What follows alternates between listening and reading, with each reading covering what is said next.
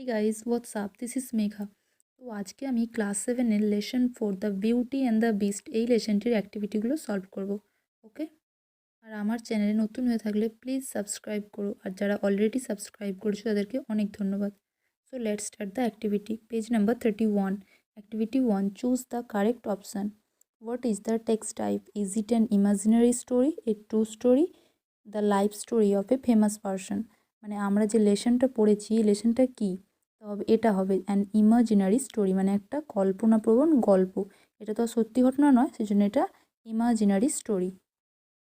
Activity 2, underline the correct answer.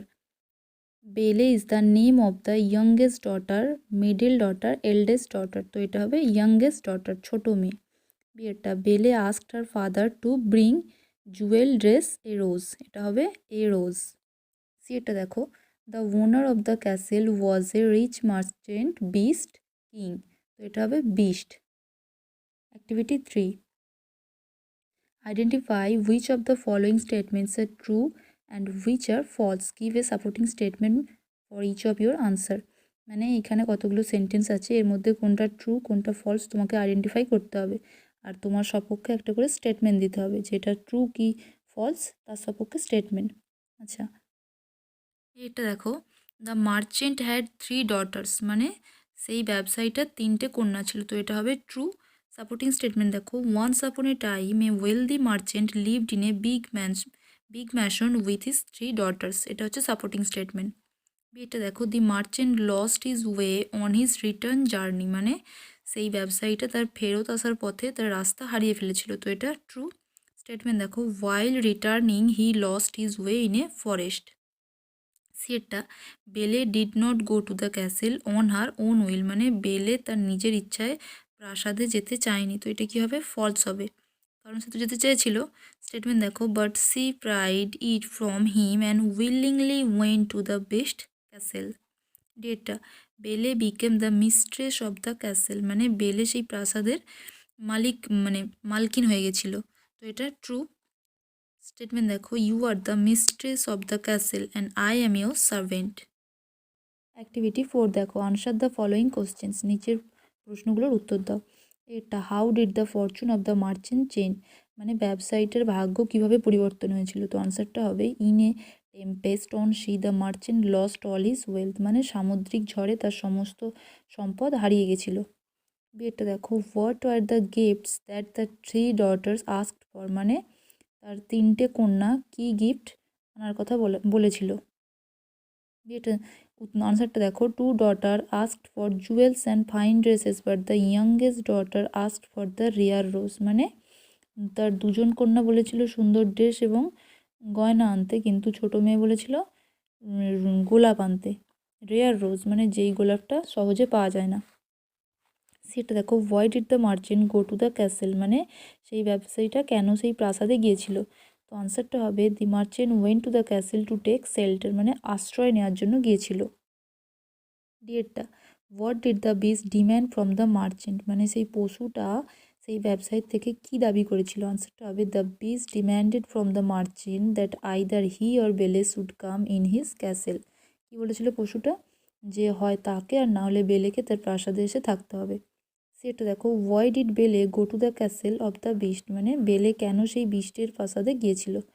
বেলে went to the castle to save her father's life, মানে বেলে গিয়েছিল কারণ তার বাবার জীবন বাঁচানোর জন্য।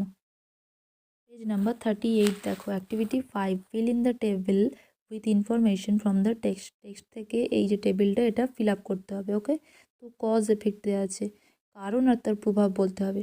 তো কজের ঘরে ফিল করতে হবে। তো দেখো এফেক্টে কী আছে, the merchant moved over to the village farmhouse. তো এর কজটা হবে, he lost all his wealth in a tempest on sea. তারপরে দেখো, the merchant promise to send Bella to the castle. এর প্রভাব কী হয়েছিল, the beast allowed the merchant to take the rose. তারপর এটা দেখো, Belle weeped over the body of the beast. কী হবে, the beast was almost dead. Activity 6 দেখো, আনসার দ্য ফলোয়িং সেন্টেন্সেস। নিচের প্রশ্নগুলোর উত্তর দাও।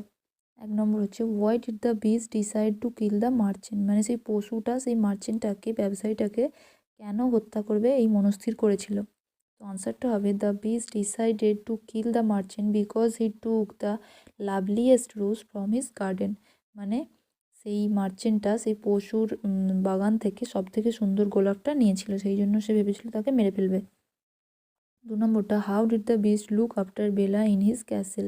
বেলে ইন হিজ ক্যাসেল মানে সেই পশুটা তার প্রাসাদে বেলেকে কীরকম তার দেখাশোনা করছিল। আনসারটা হবে in his castle the beast gave Belle lavish clothing and food and Belle lived a life of a luxury there. মানে বেলে সেখানে খুবই দামি দামি জামা কাপড় খাবার পাচ্ছিল এবং একটা বিলাসবহুল জীবনযাপন করছিল। Number 3 why did Belle fail to find the prince of her dreams in the castle. মানে বেলে কেন সেই তার স্বপ্নের মানেটা বুঝতে পারছিল না, সে প্রিন্স রাজকুমারকে কেন দেখে সেই প্রাসাদের স্বপ্নেতে সে বুঝতে পারছিল না। তো আনসারটা হবে because the prince was no other than the beast itself. মানে প্রিন্সটা আর অন্য কেউ নেই, সেই পশুটাই ছিল, আর অন্য কেউ নয় প্রিন্সটা। What are the two things Belle carried to her father's house, why did she taken them. তো দেখো প্রথমের কোশ্চেনটা what were the two things Belle carried to her father's house. মানে বেলে কোন দুটো জিনিস তার বাবার কাছে বাড়িতে যখন এসেছিলো তখন নিয়ে এসেছিলো। তারপর হচ্ছে why did she take them, কেন সেগুলো এনেছিল। তো আনসারটা হবে the two things were an enchanted mirror and a ring. মানে একটা জাদু আয়না এবং একটা আংটি। তো কেন এনেছিল, because mirror would allow her to see the beast and ring to return to the castle instantly. মানে সেই আয়নাটার সাহায্যে সে দেখতে পারতো যে বিস্টটা কী করছে, আর রিংটার সাহায্যে সে তৎক্ষণাৎ প্রাসাদে পৌঁছতে পারতো। Number 5 how did A handsome Prince become an ugly beast. মানে একটা সুন্দর রাজপুত্র কিভাবে একটা কুৎসিত দেখতে পশুতে পরিণত হয়েছিল। আনসারটা হবে because long ago a fairy gave the prince a curse. মানে বহু মানে যুগ আগে, অনেক অনেক দিন আগে একটা পরী তাকে অভিশাপ দিয়েছিল। Page number 39 activity 7 rearrange the sentences in the correct order by writing the numbers in the bracket 1 is done for you. মানে এইখানে কতগুলো সেন্টেন্স দেওয়া আছে, এর মধ্যে কোন ঘটনাটা আগে ঘটেছে তার পাশে তোমার নাম্বারিং করতে হবে। তো নাম্বার 1 দেখো the ugly beast became a handsome prince, এটা হবে 6। 2 এটা দেখো Belle decline to marry the beast, এটা হবে 3। The merchant promise to bring a rose for Belle, এটা নাম্বার 1 করাই আছে। Belle wept on the dying body of the beast, এটা হবে 5। Belle went to the castle of the beast, এটা হবে number 2। Belle promise to return to the castle exactly a week later, এটা হবে number 4। Activity 8 দেখো the meanings of certain words are given here identify those words from the text. মানে নিচে কিছু ওয়ার্ডস আছে, এই ওয়ার্ডসগুলোর যে মিনিং এই অনুযায়ী তোমাকে আর একটা ওয়ার্ড আনতে হবে যেগুলোর একই মানে হবে কিন্তু ওয়ার্ডটা আলাদা হবে, তোমাকে টেক্সট থেকে খুঁজে বের করে লিখতে হবে। তো এখানে দেখো ইমপ্রিজন্ড, ইমপ্রিজন মানে বন্দি, তো টেক্সট থেকে এটা নেওয়া হবে, এটা হবে যে ক্যাপটিভ, ক্যাপটিভ মানেও বন্দি। তো এটা দেখো that which can not be seen, মানে যেটা দেখা যায় না, তো এটা হবে ইনভিজিবল, ইনভিজিবল মানেও দেখা যায় না যেটা। Number 3 friendly and kind behaviour to guest, মানে অতিথির সঙ্গে খুব ভালো বন্ধুত্বপূর্ণ ব্যবহার করা, তো এটা কী হবে হসপিটালিটি। নাম্বার 4 কমপ্লিটলি চেঞ্জ, মানে পুরোপুরিভাবে পরিবর্তন হয়ে যায়, তো এটা হবে transformed. Activity 9 in each set there is a word that does not fit with the rest of the words in the set. Identify the word, 1 is done for you.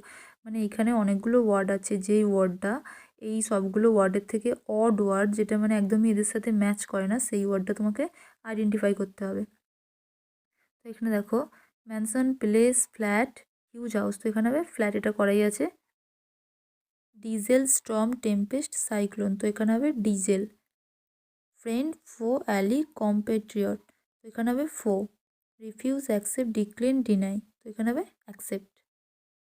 Activity 11 underline the participle adjective in the following sentence. নিচের সেন্টেন্সগুলো থেকে participle adjective খুঁজে বের করতে হবে। তো এখানে দেখো Runa is a trained nurse, তো এখানে হবে ট্রেন্ড। এটা the police caught the absconding prisoners, তো এখানে হবে অ্যাবসকন্ডিং। এটা the rising sun looks bright, তো এখানে হবে rising. Do not board a running bus, মানে তো এখানে হবে রানিংটা। The sleeping girl is looking beautiful, তো এখানে হবে স্লিপিংটা। Activity 12 page number 41 identify whether the following sentences are in direct or indirect speech. তো এখানে নিচের সেন্টেন্সগুলো কোনটা ডাইরেক্ট স্পিচ আর কোনটা ইনডাইরেক্ট স্পিচ সেটা তোমাকে আইডেন্টিফাই করতে হবে। তো দেখো number 1 he said I am busy, তো এটা হবে direct speech. Number 2 the master said that the clerk would not attend office that day, তো এটা হবে indirect speech. Number 3 the student said that she had left her bag there, তো এটা হবে indirect speech. Number 4 she said I am living for Delhi now, তো এটা হবে direct speech. তো বিউটি অ্যান্ড দ্য বিস্টের অ্যাক্টিভিটিগুলো আমরা সলভ করলাম।